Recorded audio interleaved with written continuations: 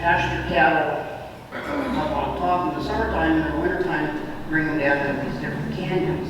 And they were more protected. They would have the grass in reserve so the cattle could overwinter in there. That kind of gave me an inkling that you really had to manage your pastures and where your cattle are going and stuff. And Steve will probably talk a little bit about that on his operation. But you really, in order to have a successful cattle operation, you really have to be a steward of the land. And I'm going to give a little, my personal bias here. I hear people, environmentalists, oh, the cattle and this and that. I said, these people, the ranchers in Southwest Colorado, know this land better than anybody you could ever dream of. That's how they make their living. They're not going to mess it up. So I just really, Steve, I've seen your operation. It's very impressive. And on that, I'll introduce Steve Wooten as our guest speaker today.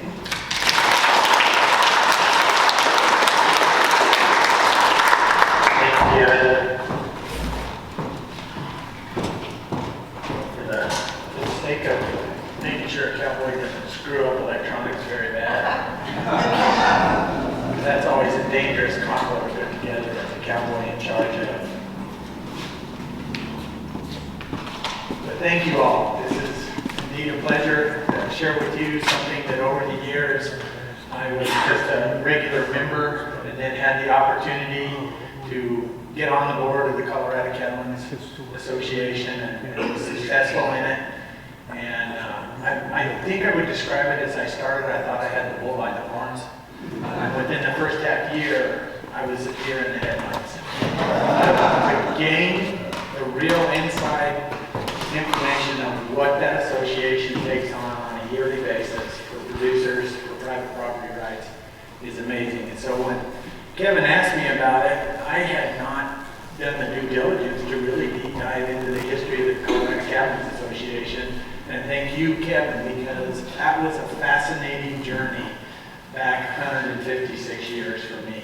And already Joy has said she wants to read the book next. Brady wants to read the book next. That book that a lot of this information comes out of is called Century in the Saddle, the history of the Colorado Cattlemen Association. First 100 years.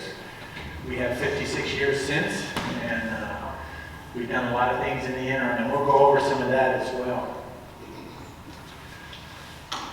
So as I said, this is the nation's oldest and longest lasting livestock association in the nation. And bear with me as I read some of this because it's easier to go ahead and read it to get it right, and then the rest of it we can just share with each other. So at the time of this writing, it was 150 years. It's 156 years now.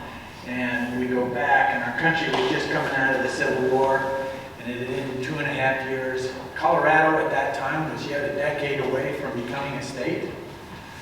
Mining had been the big boom that brought a lot of people into the Denver area and the Front Range area, but the plains largely were intact as maybe open area. They had not seen a whole lot of involvement with cattle.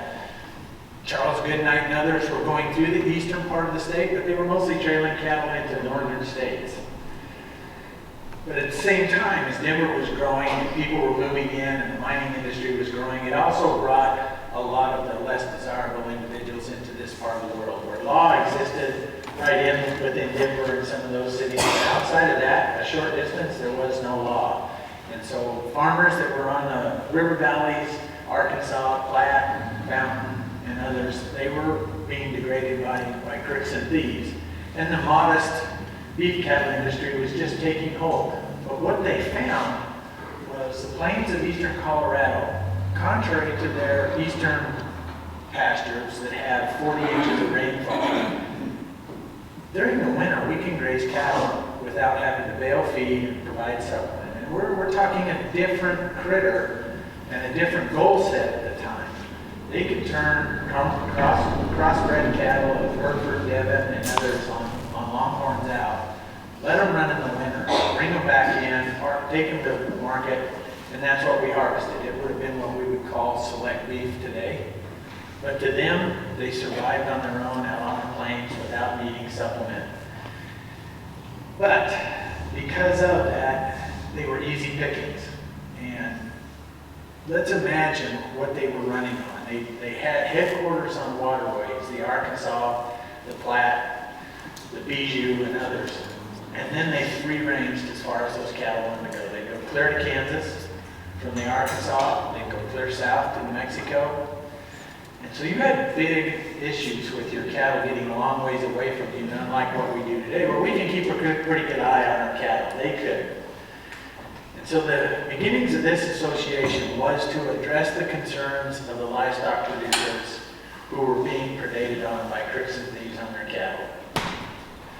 So in November of 1867, the Rocky Mountain News printed the following message: "Notice to stop. A meeting of all persons interested in stock raising and stock traders will be held in the city of Denver on Saturday, November 4, at the Planter House at 2 o'clock afternoon for purposes of effecting an organization to secure the passage of laws at the next legislature for protection." It was signed by Thomas B. Farmer, Captain A.G. Reed, McLaughlin and Wilson, and 20 others. That November 24 initial stock meeting was held to appoint the association. That was the first formal meeting of the Colorado Stock Growers Association. The meeting was held at the Planter House, a 2-story hotel and stagecoach stop in downtown Denver at 16th and Blake Street. And it's pretty cool, was it? 16th and Blake Street now. It's a 16th Street Mall and just a stone's throw away from the downtown convention center and where our beloved Rockies play baseball. And the rest is history, they say, but this association was going to be challenged to even live past its initial concept. What the committee did, and this is an example, and it's hard to read, but those are the actual writings of the formation of the Colorado Stock Growers Association in '67. They enlisted the services of a young 27-year-old detective out of Denver named David J. Cook. And while he was known to be very diligent, professional, and would not turn loose of anything till he got an answer. This was his first private job, and he really wanted to make this right. So he went out, and in the period that he was out investigating where the losses were occurring, he interviewed producers, he interviewed their inventory, and he kept religious notes of what he was doing. And when he finished the investigation and made out his report, he actually probably knew more about the Plains cattle industry than the producers did. They all knew their general area, but he knew from New Mexico to Nebraska and from Kansas to the Front Range. So he concluded his investigation and he brought it back to the board to present to them. And it wasn't quite what the board expected. I really feel like the leadership of the association thought that just the presence of a detective would be the deterrent they were looking for.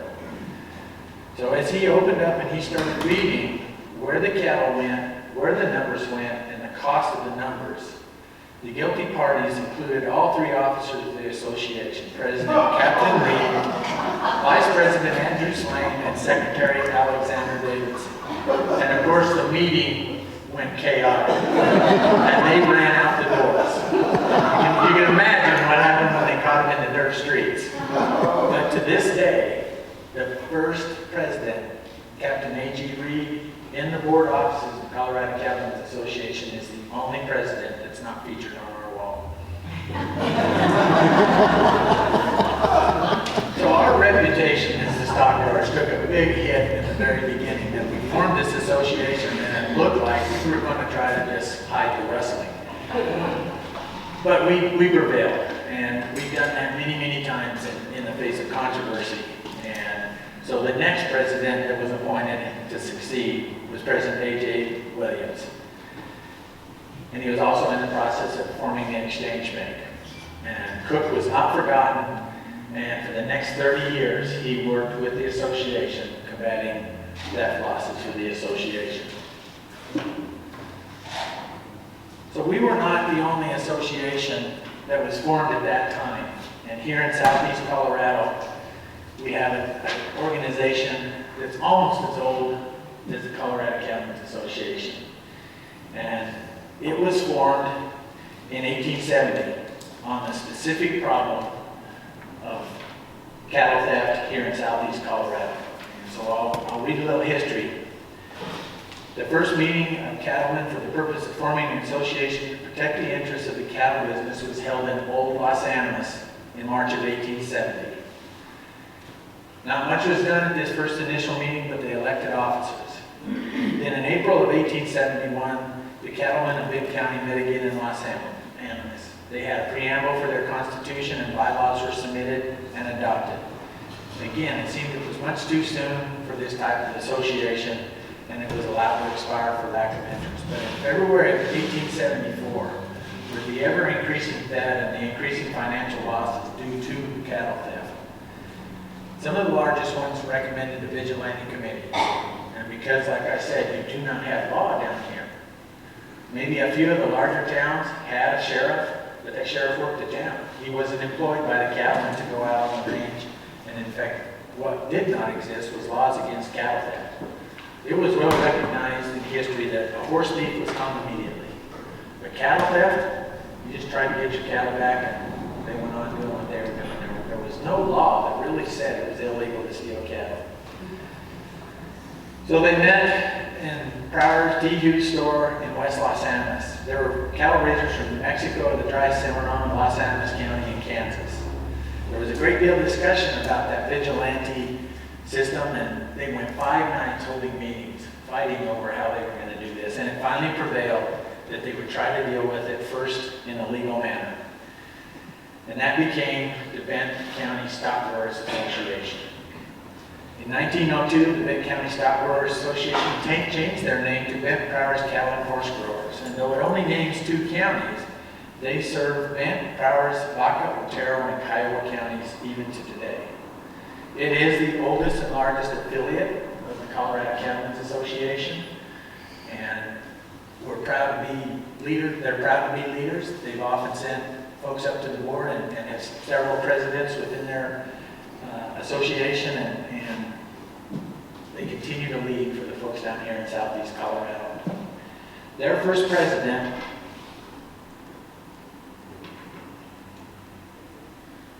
was Stephen Jones.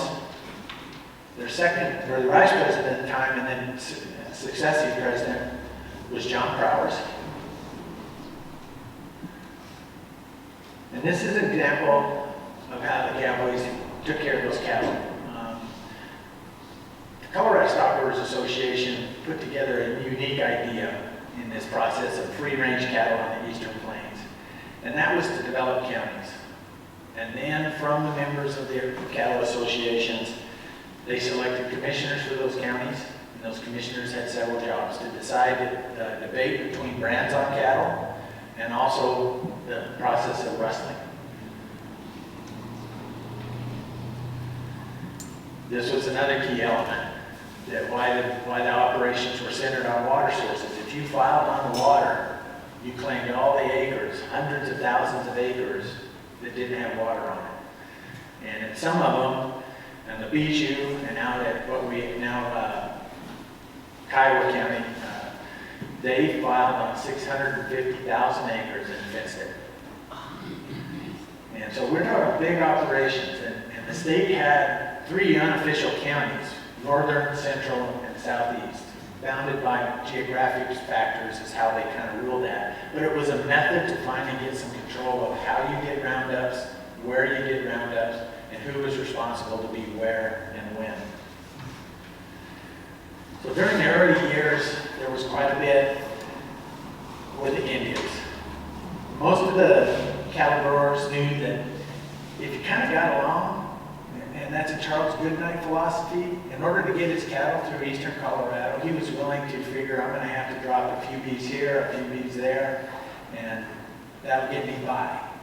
But still, there was incidences where that wasn't good enough. There was direct theft, there was stampeding, it was just malicious type things. But we weren't innocent in the whole process. We committed some atrocious actions also that did not better the situation between the settlers and the Native Americans. But in our area, John Powers wed Amachi Ochini, the daughter of an Arapaho chief. And the tribes that were involved in the eastern Colorado were the Cheyenne, Ute, Arapaho, and Sioux. And even in my area, grandmother told the stories that the Cordovas that settled right above the confluence of the Shabak and the Purgatory, that was the same thing that the Cordovas had to deal with. When the tribes would come by, they were often starving in the winter, and they needed beef. And when they could, they would share a beef, but there were times that they couldn't share a beef, and taking no for an answer wasn't often accepted. You had trouble because of it. But through the years, we managed to figure that out, and even in western Colorado with the Utes, and passed through that era without the whole lot of loss of life that it could have been. So a lot of the newspapers back east were fascinated with the burgeoning beef industry, and Colorado Cattlemen worked with them and told the stories. But what happened was a huge influx of people that were under the impression, like so many of those Western stories were, they were iconic, they were ideologically formatted, they were supposed to make you feel great. And they said, man, if a guy can ride out there on a horse and bankroll a handful of cows, and in 10 to 15 years, like these originals, they're running on 100,000 acres. That's easy money. Well, it brought an influx into our region, and it brought more cattle, it brought more ranchers, and again, it was a process of the association trying to figure out how to organize this, dealing with legislature, dealing with laws, and trying to affect laws. And in order to do that, they established their own brand record, that every individual that owned cattle reported to the Colorado Livestock Growers Association and registered their brands so that it was known. That helped those commissioners know who's in their area. If cattle had strayed because of blizzards in the north and we found them on the Arkansas, we had a pretty good idea that they had a long walk to go back or they needed to get on the rail at Denver, one or the other. So they put together the organization of the brands, and the roundups, and it would have, down here in the southeast part, it would have 20 to 40 cowboys, 10 to 15 wagons, each wagon representing the home ranch, and then a remuda of 100 horses, with the youngest cowboys being in charge of controlling where the horses were. And they did it 2 times a year. Their first roundup was in the spring, and they branded this year's calves, and then they drove last year's calf crop to the railheads and loaded them and shipped them to the markets. Then again in the fall, they came back again and sorted off. And so twice a year they were out there doing it, which is about a full-time job given the acreages that they were operating in. That about the time you finished the spring roundup, you were back into the fall roundup. But there were opponents to the roundups. And some of them felt like, I'm on the front range and my cattle aren't out on the eastern plains, but when you guys get my cattle, you take them to Julesburg or you take them to Kansas. And they opposed the roundup system. They felt like every individual owner ought to be responsible for going out and gathering their cattle. And it never prevailed. The roundup process stayed as they accepted, and the cowboys tried to figure out, okay, if we're picking up somebody's cattle that are just east of Denver or just east of what is now Colorado Springs, can we just drop them?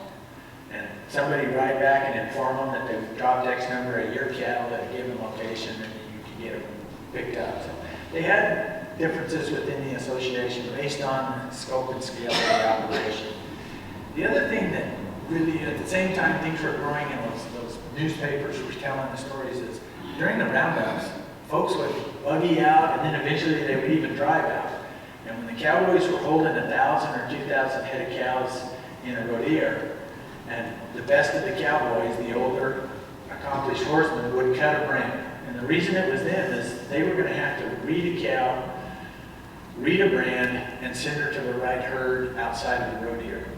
And so they were riding the best horses, and it was an event that folks loved to watch as they sorted these cattle to drive them back to their home ranges for the winter.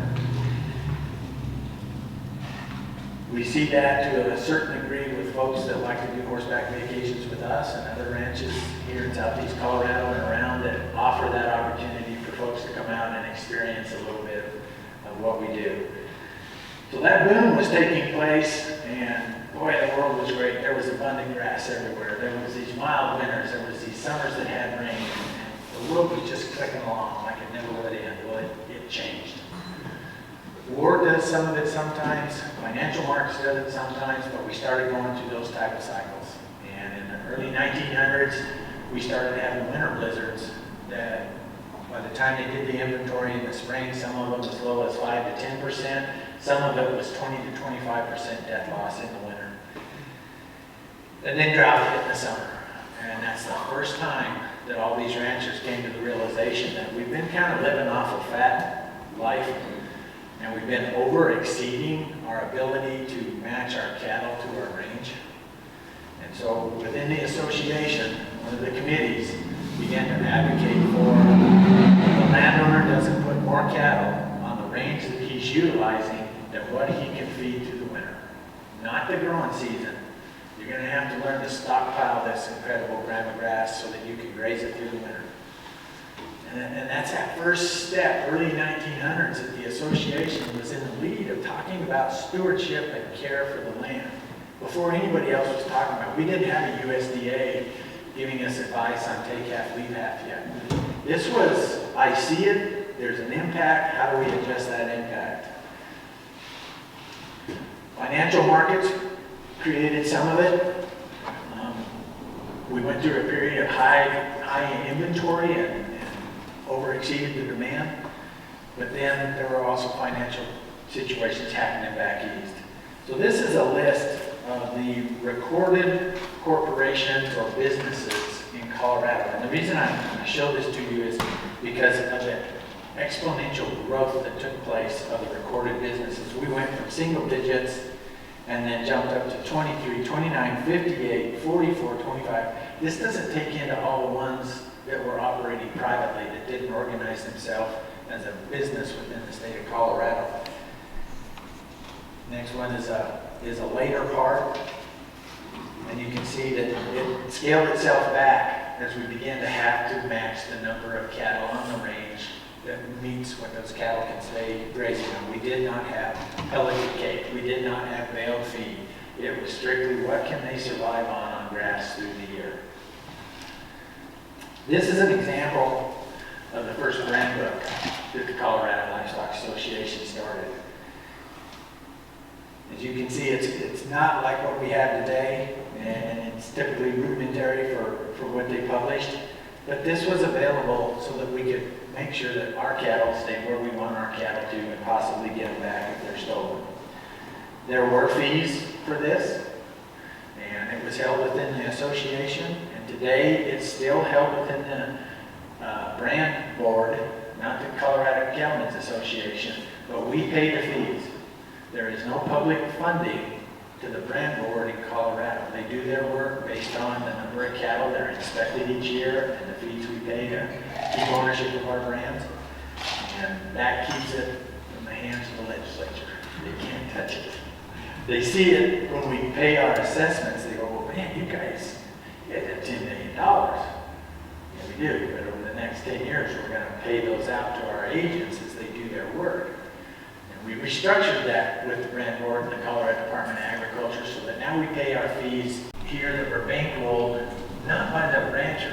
He built it off of his back and his sweat, but then when it came time to capitalize it and begin that process of changing from open range to a ranching operation, which involved fencing and infrastructure, they started looking for investors, and a lot of that iconic attitude was back east, where folks thought, well, I don't have to go be a cowboy.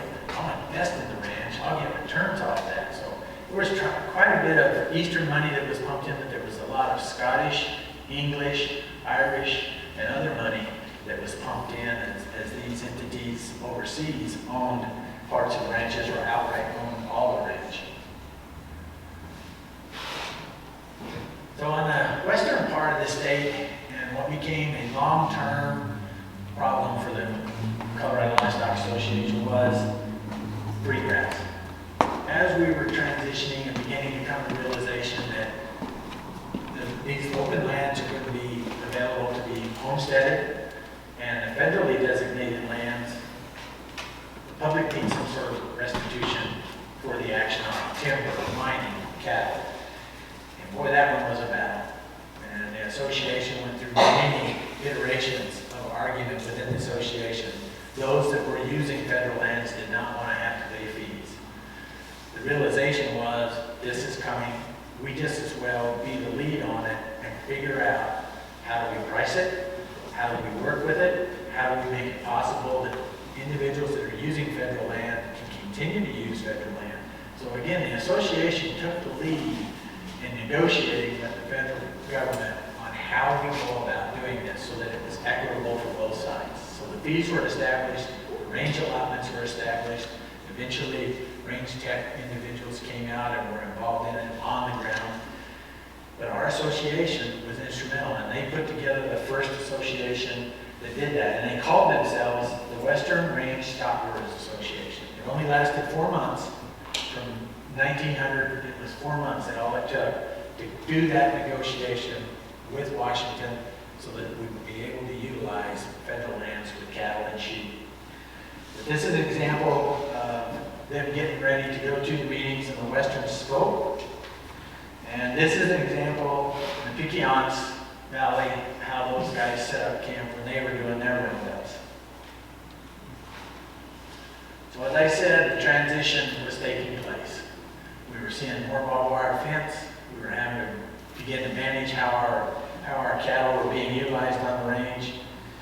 And that's where the Colorado Cattlemen, as I said, took the philosophy of let's require or let's encourage that you don't put more cattle on your range that you control than what you can graze year-round. And that's carried forward since. It's something that we do today, and there was a statement by Dick Goff, who wrote the book Century in the Saddle. Where do we go from here? The association has evolved. It's been through several iterations. Like I said, originally it was Colorado Stockgrowers Association. Then in 1876 to 1900, it was the Colorado Cattle Growers Association. Then, of course, the Western Range Stockgrowers Association for 4 months. Then they became the Cattle and Horse Growers Association in Colorado from 1900 to 1904. 1904 to 1918, Colorado Cattle and Horse Growers Association. 1919 to 1930, Colorado Stock Growers Association. We seem to have this 4-year cycle. About the time, back then, it was about the time you changed presidents. And we don't do that same route today. And then 1930 to 1949, Colorado Stock Growers and Feeder Association, as the feedlots and the packing industry became a factor in the beef industry. And in going back in the history, today we're fighting with the 4 big packers. You may have heard the stories. But we're fighting with the 4 big packers about captive supplies and pricing, and trying to figure out why is there such a disparity between what packers are charged and what they gain and what the producer does, and all those deals. They were worried about it in the early 1900s, and they were having a direct issue of how do we deal with it. Well, the way they said to deal with it is bring them in. Get everybody in the room together. Get the producers, get the packers, get the feedlots in there, and everybody hammer out a deal that works for everybody. And in 1949 to today, the final name became Colorado Cattlemen's Association. And yes, we do move forward. We have been active in the early 1900s all the way through today in the legislation in Denver, in legislation in Washington, D.C. We've worked with the Environmental Protection Agency, the Endangered Species. Just about every issue, USDA, Forest Service, BLM, every issue, it seems like we have to be there to represent what's happening to our producers on the ground out in the country.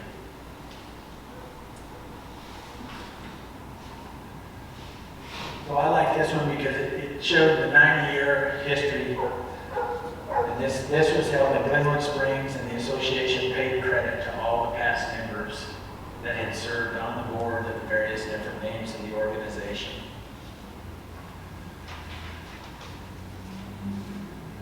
This is a little bit of our advertising. We're a whole lot more wired into Twitter and Instagram and Facebook and all the other social media aspects of it, as well as our basic website. So this is a picture of the stockyards, and cattle look quite a bit different today than they did back then. But what I wanted to share with you today is this association, while it's been a continuous leader in so many aspects of the industry, even to the point that they founded the first national organization, which over time became the National Cattlemen's Beef Association. At one point, it was the National Cattlemen's Association. But Colorado Cattlemen's was one of the founding organizations that fought hard to stand up a national organization that tied all these up-and-coming state associations together to have a cohesive voice.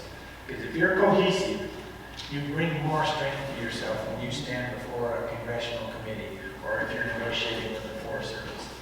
So that foresight by those men in the late 1800s and early 1900s, their business acumen, their understanding of politics, digging your heels in the ground and just saying no and pulling your revolver, that was never going to get us to where we are today. And I think they did a great job. But we are in a unique situation with Colorado Cattlemen's today. We have an opportunity to move back to our original home in the Exchange Building on the National Western Stock Show grounds. That building is historic. It's going to be preserved under historic standards, and we're going to be in that building again. That looks like we may get an opportunity to have a finished product built and finished out by late 2024 at the very earliest. It may even go on.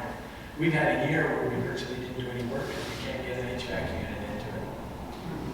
And so we sat on our heels and we're paying interest on loans and things like that. We're optimistic about it. But the other part of that is so outstanding on this campus. Colorado State University has built the Spur campus with the goal in mind of that being an educational center for all of Colorado.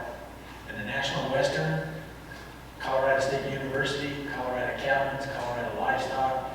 Our goal is that every child in Colorado goes to the Spur campus twice. Once in grade school and once in high school, where they learn about Colorado water issues. They learn about beef production. They learn about corn production. They learn about vegetable production. They learn about wool and sheep production. And the hope is that they have a little bit rudimentary information when they start making decisions for their family or as they vote. But they can always come back. If they have a question, we want them to come back to the Spur campus and talk to somebody that's in the water lake. Talk to somebody that's in the natural resource side about grazing management, about forestry management. And so that this new build-out is much more than just the National Western Stock Show. It's about this becoming the center of agriculture in Colorado for education purposes. And it's just totally exciting that we're going to be there right on campus with it all and be a part of that. So like I said, a lot has changed. The association has evolved into a modern, very aggressive, very forward-thinking association, but the basis of what we do out here hasn't changed much. The beef cow, well, she's slightly different. She still functions the same way she did in the 1860s. She still grazes human and edible forage, and then through the process of her unique rumen stomach, breaks down that lignin cellulosic material, converts it to amino acids, and turns it into beef. And she does it year over year over year. We have this great saying that she's the original recycler and the original grass product. And so this is an example of, I bet I took this picture a year ago for a different presentation. But again, we depend on surface water, we've drilled wells, we've pipelined, and through the association working with NRCS, we continue to debate in the Farm Bill so that programs that help producers get these projects underway at a cost that we can afford by cost share with the government. That's something that we'll be working on as we go into this next iteration of Farm Bill, is the conservation title, the natural resource title, and others that are so critical of helping farmers and ranchers keep producing the food that we need as a nation.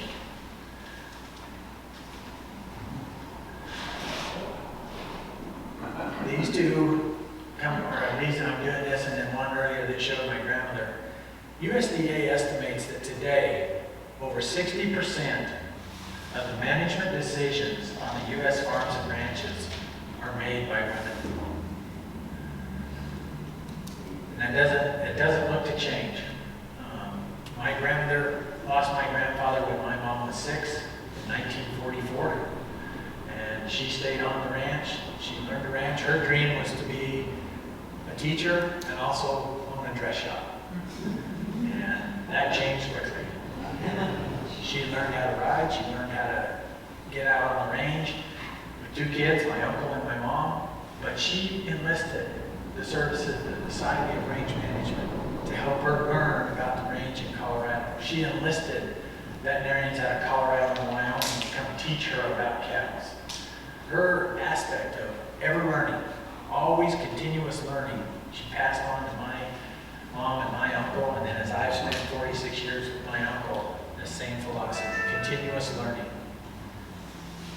Well, I encourage you to eat the most nutritious protein on the planet, and that's our beef. And all of us out here on the Eastern Plains, Intermountain, Western Slope, and throughout, as Kevin was saying, the stewardship is what we do on a daily basis, but this little group of people is really what we're striving for, and that's succession of the next generation to take over not only our operations, but these young people are our future leaders for the Colorado Cattlemen Association. So thank you.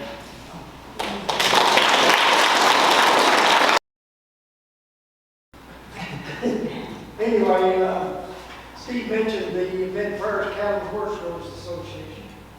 And I have the original minutes from 70 to 74 to 24, something like that, which has been out of publication for a long time. And I know the Mid-First Cattle Horse Rose have scoured for it. But I have this one printed up, or a copy. But the question, I just wanted everybody to go back there and look at it if they'd like to. The question I have is, Steve McKinley had some cattle stolen the other day. Have you heard, has anything? Last update from Steve, Aaron Carney, and you all might know Erin. Her family's here from Los Angeles. Her parents are Pat and Robin Carney. She succeeds Terry Fankhauser as the executive director, and she's in her first year and doing an incredible job. In a conversation on several different issues, the McKinley theft came up. So far, no clues have been uncovered, but Colorado State Patrol, county sheriffs, there is some cooperation in Kansas. Terry Devon in Syracuse is great to work with us. If we give him a notice of any cattle theft and brands, he will check his. While it's not a brand law in Kansas, some of those Selborne guys will work with us. They see the brand, they'll try to read the brand, and then hold up the cattle if there's any dispute. It's entirely possible in Oklahoma and Kansas, for those that do brand, you could have the same brand. And then that can cause a problem within the state. But so far, nothing has turned up. Colorado Brand Board is on it as well. We're applying the resources, but those cattle were on trucks. 80 head cattle were on trucks, and they can cover a lot of miles. And the further southeast you go, you only have brand laws. So it's a really unfortunate. Most of us, very few of us with commercial cattle can afford to insure those cattle against theft. It is a really high price. You can insure bulls against fertility, horses against fertility, but when it comes to just commercial cattle that have a value of $1,600 a head, it's going to be pretty much prohibitive to put full insurance on your herd.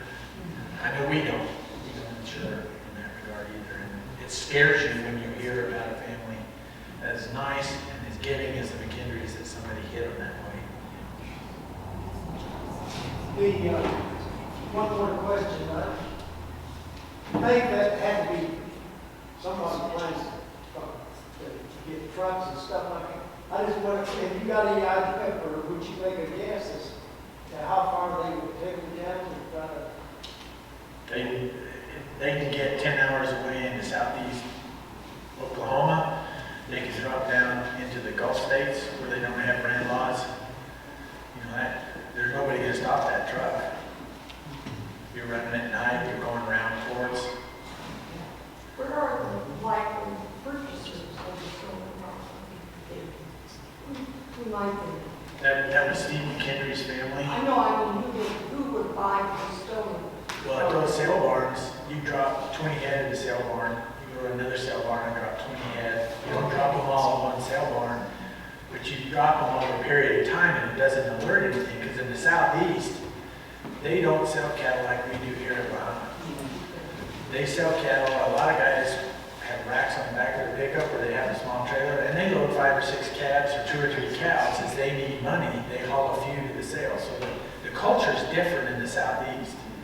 And so you can drop cattle in low numbers over a period of time, and nobody's going to get suspicious about it. You're not going to. Your word is good with them that brand is your brand. There's no state recording of any brands. And, hey, I ran my cattle because my neighbors were these. I don't guess I really realize that not all states have a brand inspection. This is not. What Colorado built here was the first in the nation. Okay. Is there any kind of movement to put in these other states to formulate the branding? It's being pulled both ways. We recognize it for several reasons, and the positive is it's proof of ownership. It's also traceability for disease. That in Colorado, every time we move our cattle, we're brand inspected by one of the inspectors. So the TF cattle moved from here to Walsh, and then from Walsh back to here, that's recorded. If something breaks in Walsh, they can come back and say, hey, we need to look at your cattle. We've got a foot and mouth disease outbreak in Walsh. We need to check your cattle and if necessary quarantine them. When you don't have branding, you don't have traceable movement, you don't have traceability to protect against outbreak. Foot and mouth disease to the beef industry is what this high pathogenic avian influenza would be. What it did to the chicken industry and the poultry industry, they can do that to the beef industry. So traceability is one of the positives of it. The other side of that is the animal welfare side. Do you have to put the hot iron brand on them? It hurts them, they fall. While it's historical, society is looking at us under the guise of animal welfare. And we're fine with that. We're very proud of the way we take care of animals, but we have some management actions that we feel are worthwhile, and that's castration, that's vaccination against diseases, and a mark on them that gives ownership to them. Can we go to something like freeze branding? Well, we can brand 300 head from 8 o'clock to noon. And you go to freeze branding, you're going to get 100 head done in a day.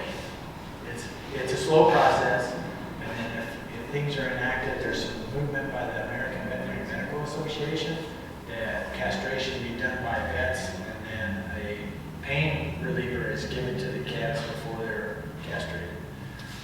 And so talking with the vets here in Wooten, they said there is a way we can do that. We don't have enough vets to meet the need in southeast Colorado, but slow us down where we have to do every surgical procedure at a pace like that. And so that's the concept of an association that's back east in Washington, thinking how they might answer the threat of animal welfare. And they don't talk to us out here to get an idea of what's happening in scale. We have put out encouragement. Believe me, I'm not disparaging McKendry's at all.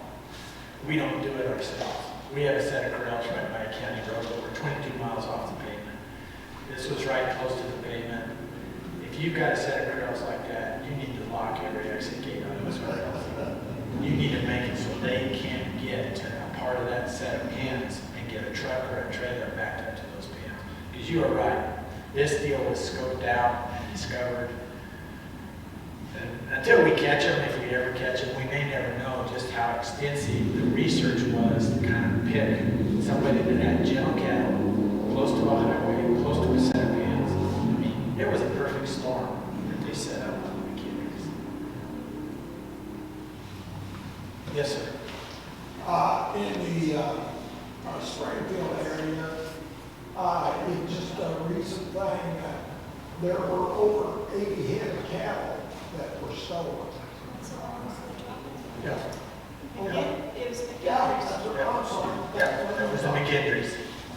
Yeah.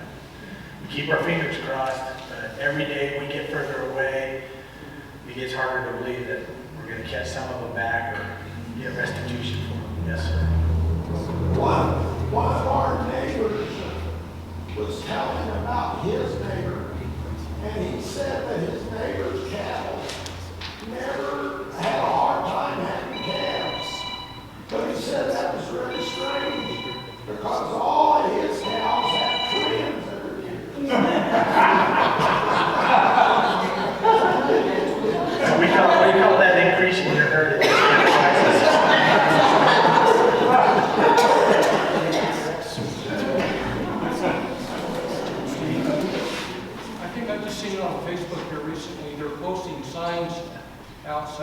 something about a watch. You know, if you see something suspicious, call, you know, the sheriff. They're posting them everywhere like that. Yeah, and this is response to it. And in other areas that have had it more, it's same as neighborhood watch, but it's going through the industry that watch out and report. And the sheriffs in the counties are okay. You see an unusual vehicle driving slowly through, it's not one of your neighbors, it's not typical to be there. They say, we'd rather you report it to us than not report it. The other factor there's been a lot of steel theft. So if you've got, a lot of us have portable panels and we'll stack them up somewhere that may not be at headquarters because we're going to use them there next time. Well, you better get everything to headquarters you can and just eliminate opportunity for thieves. With steel prices going back up, anything that's metal, if you leave a bundle of steel fence posts on the ground, you leave the wire on the ground, you leave the panels there, you're opening yourself up to exposure. So it's a new mindset that we have to deal with, that in a world where you don't lock your home, you leave the keys in the pickups, and if somebody needs it, just borrow it, bring it back when you're done. We're moving into a new era of people that don't want to work hard, don't want to be in a job, they're going to find ways, similar to the cattle wrestling, of finding cheap money at the risk of imprisonment, but they'll take that risk, I guess. Well, when I was in high school in the 1950s, there in Baca County, we had that, this one guy who would steal cattle in Baca County area and would take them to Elkhart, Kansas, which had a cattle sale right there. No questions asked. I mean, he said, I could have sold it without any cattle. They didn't ask any questions. But he got caught. And he served over 2 years in Colorado State Penal. Yeah. It's a problem along our southern border. New Mexico has brand laws, so you don't see much going into New Mexico. But Oklahoma Panhandle doesn't. And so the folks along Los Angeles County and Baca County, they are subject to both situations of an Oklahoma that doesn't have brand laws and Kansas. And our brand board, our brand inspector, Steve Whitney, he is in constant communication with those neighboring states, encouraging them to start where you don't have inspectors, start paying attention to seeing cattle that aren't like what you've seen before.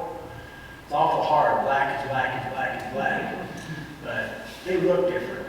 And these guys are so good at judging cattle that something pulls in and comes out of a truck and they go, we've never seen those cattle before.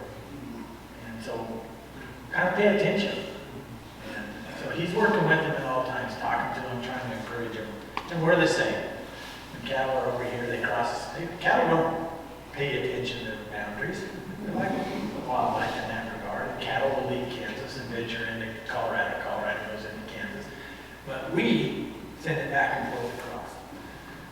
But every now and then it ends up being a little bit different than that. My father, he came to Baca County, he and his father, in a covered wagon from Oklahoma and got a homestead there in Baca County. And he said that when he was growing up, that the JJ cattle were still out on that range there. And of course, the homesteaders, if they got hungry, they just went out and shot one. He said there were steers there that were 5 or 6 years old. Yeah. And they just kill them, but they had to hide the, they had to get rid of the hide. But yeah, if the Jones operation was still in effect, but that was really a short period in history that the Jones were running in southeast Colorado. And there again, they filed on the water, then they free grazed as far away as they could. And they did a unique thing. They put cowboys at each of their filings. So that cowboy and his crew, they took care of that geographic area. They maintained the cattle, they did the work. And then when that operation pulled up stakes, they deeded a lot of those headquarters and ranches to the individuals south of here and Milwaukee County and on the Arkansas. That's how a lot of family ranches got started, is because granddad was a Canadian cattle rider, and he was given that property as they pulled out stakes. But once they pulled out stakes, those Mavericks were for whoever. Well, thank you all very much. I appreciate it.